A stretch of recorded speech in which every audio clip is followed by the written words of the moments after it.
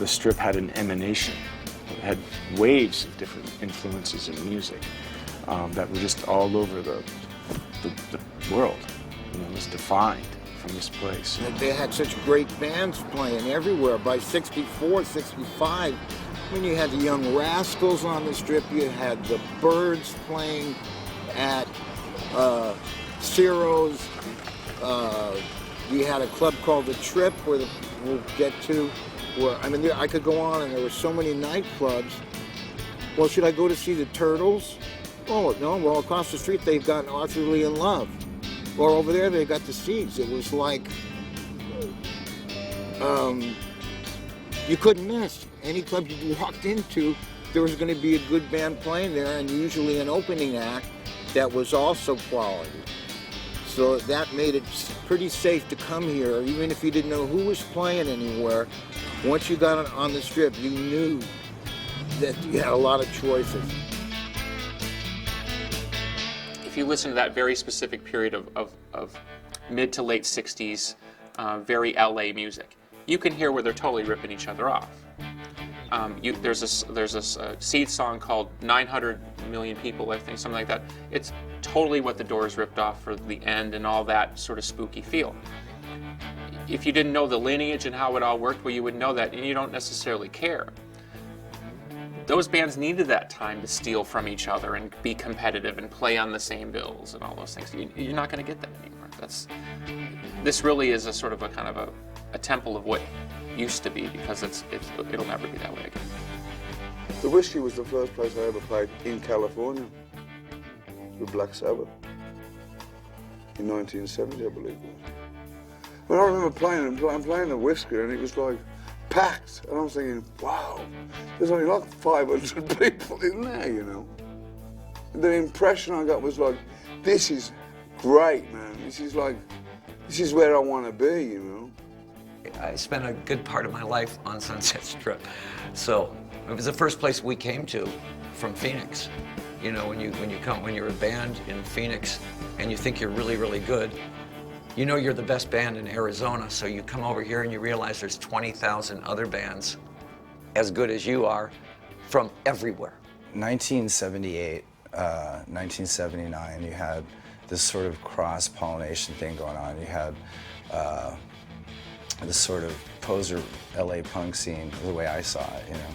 So you had, I think there was some good bands. You had X and you had Fear, who I thought were great. It was this huge thing going on with all the punk bands. And then you had the beginnings of what would eventually be the sort of glam scene. So you had sort of a Van Halen, Quiet Riot thing as well, all going on at the same time. And it was just exciting. You know, if you compare that scene to what's going on Sunset right this second, there is no music scene, you know.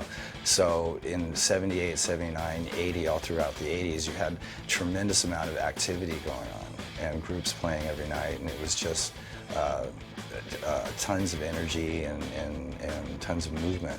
So it was something tangible. When I came to LA, you know, back in, what was it, 83, with my band, you know, I mean, it's magnetic, you know, you're drawn, as a musician, as a kid, you know, you're drawn directly, you know, immediately to the Strip. Whereas, you know, maybe others are, you know, sort of pulled towards Hollywood Boulevard and checking out the stars on the Walk of Fame and all that stuff, you know. We and most musicians certainly are you know, or at least, you know, the subterraneans or bohemian types, you know, are pulled towards the Strip, and we were instantly.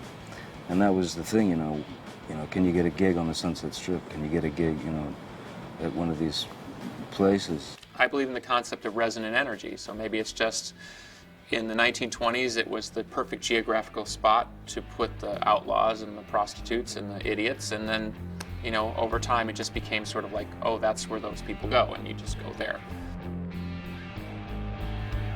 I know when we first came out here in 1990, I think, I was like stunned by the level of sort of darkness around what we were doing. We were used to kind of playing clubs, and suddenly it was just this like agents and people pushing and yelling, and like, whoa, what is this? This is, we didn't even realize we had any power. And this is a place that will suck you off the moment you have power, but you don't even know you're being sucked off of by anybody. You're like, what the fuck's going on? What is this?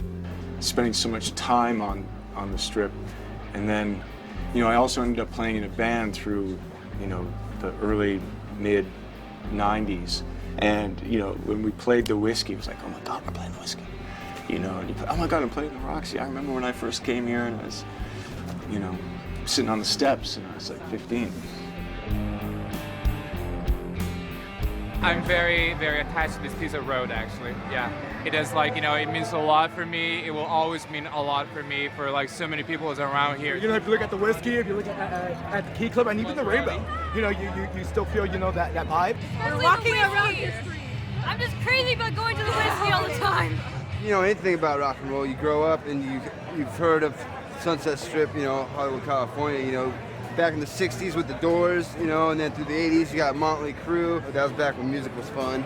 I think it's kind of coming back, honestly. We want to make sure that we can keep it alive and make sure we can get bigger bands.